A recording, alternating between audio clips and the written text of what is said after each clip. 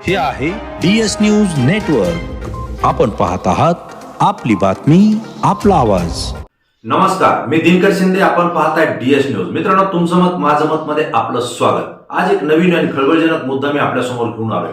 तो म्हणजे असा की उद्धव ठाकरे यांना शह देण्यासाठी आमदार संतोष बांगर यांनी कावडी यात्रेमध्ये चॅलेंज केलं आणि त्यांच्याच ते अंगलट आलं. ते कसं अंगलट आलं हेही आपण पाहणार आहोत. मित्रांनो, तत्पूर्वी आमदार संतोष बांगर हे कोण आहेत याविषयी आपण माहिती घेऊ. आमदार संतोष बांगर हे शिवसेना उद्धव ठाकरे गटाचे आमदार होते, जे की हिंगोली जिल्ह्यातल्या कळमनुरी तालुक्याचे ते आमदार आहेत. विशेष म्हणजे ते कट्टर शिवसैनिक होते, बाळासाहेब ठाकरे यांचे सैनिक होते आणि विशेषतः उद्धव ठाकरे यांचे सुद्धा ते कट्टर शिवसैनिक आमदार मानले जात होते.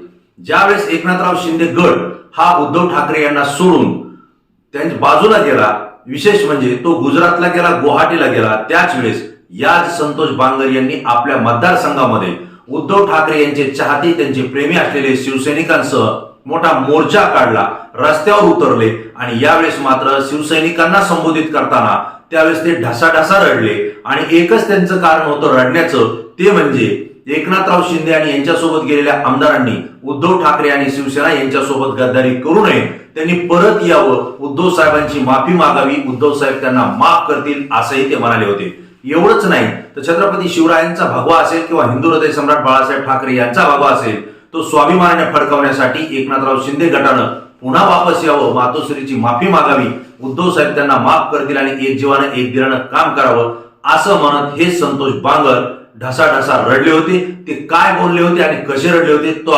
व्हिडिओ आपण अगोदर पाहू. 4 दिवसापासून बघत आहात. अतिशय वातावरण वाईट आहे.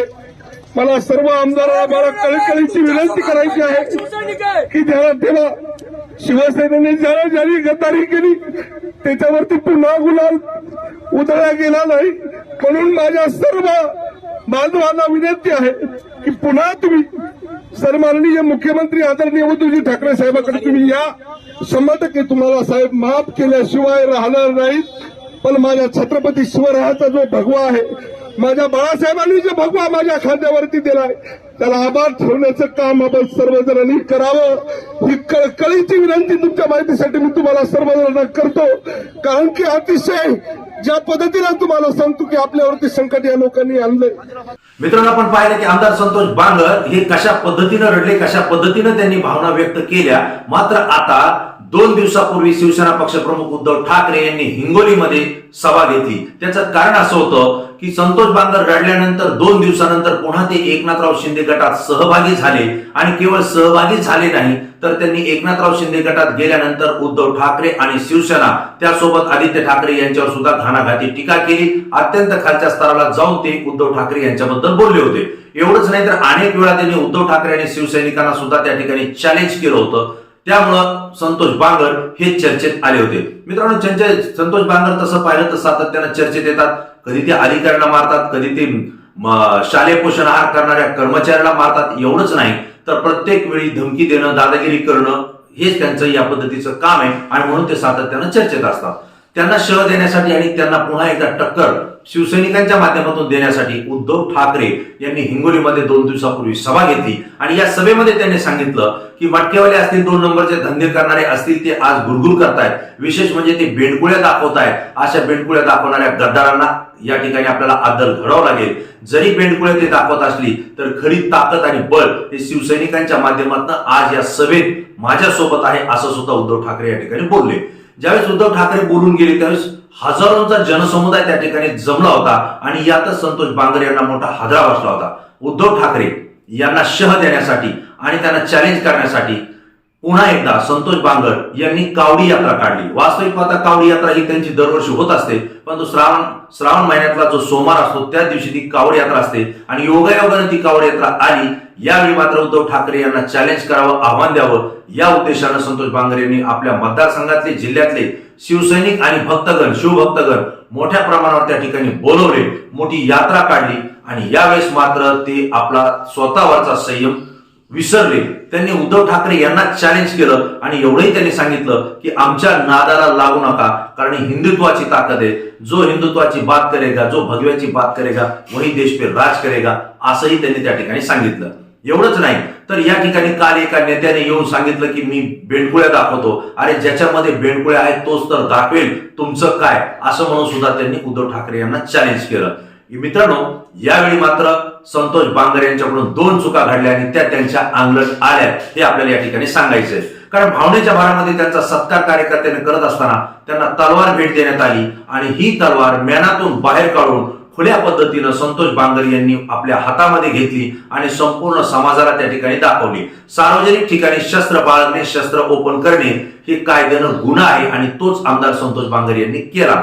विशेष म्हणजे डीजेची परवानगी नसताना या कावड यात्रेमध्ये मोठ्या आवाजामध्ये, मोठ्या डेसिमल मध्ये हा डीजे त्या ठिकाणी वाजवण्यात आला आणि यामध्ये सुद्धा संतोष बांगर आमदार हे अडचणीत आले. म्हणून संतोष बांगर यांच्यावरती दुसऱ्या दिवशी 2 गुन्हे दाखल झाले. ते म्हणजे एक तलवार ओपन करून बाहेर काढणे, खुली तलवार बाहेर समाजात सार्वजनिक ठिकाणी ओपन करणे आणि दुसरी म्हणजे डीजे वापरून आवाजाचं प्रदूषण करणे, असे दोन्ही गुन्हे संतोषराव बांगर यांच्या विरोधात लागले. मित्रांनो, या ठिकाणी संतोष बांगर काय म्हणाले आणि तलवार त्यांनी कशी दाखवली ते आपण पाहू.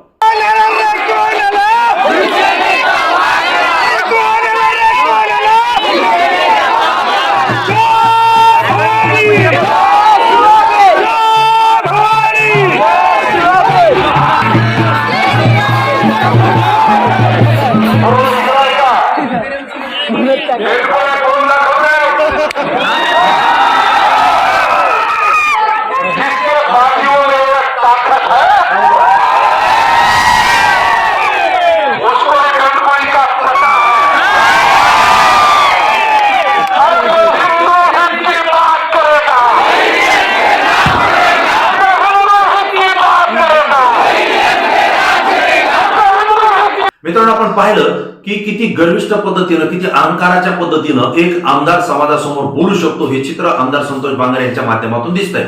वास्तविक पाहता लोकप्रतिनिधींना कायदा पाळणं गरजेचं असतं, कारण त्यांना अनुकरण करणारा पूर्ण समाज असतो, मतदार असतो. जर एक लोकप्रतिनिधी जर अशा पद्धतीची तलवार जर आपल्या हातामध्ये घेऊन तो नाचवत असेल, घोषणा देत असेल आणि समोरच्याला धमकी देत असेल तर निश्चितपणे हे समाजाच्या दृष्टीने महाराष्ट्राच्या संस्कृतीला, राजकारणाला न शोभणारी घटना आहे. आणि म्हणूनच संतोषराव बांगर यांच्या विरोधात त्या ठिकाणी गुन्हा दाखल झालेला आहे. एकीकडे शिवसेना पक्षप्रमुख उद्धव ठाकरे यांना चॅलेंज करण्याच्या नादात गेलेले संतोष बांगर हे मात्र आता स्वतःच अडचणीत आले हे आपल्याला दिसतंय. येणाऱ्या काळामध्ये हे दाखल झालेले गुन्हे त्यांना किती पद्धतीने अडचण आणू शकतात हे आपल्याला पाहावं लागेल. मित्रांनो, अशा पद्धतीची घटना जी घडली ती आपल्या समोर मांडणं, आपल्या समोर दाखवणं हे मला योग्य वाटलं. मी दाखवलं, त्यावर आपलं मतही व्यक्त केलं. मित्रांनो, आपल्याला काय वाटतं आपण लाईक आणि कमेंट्स करून आपलं मत अवश्य द्या.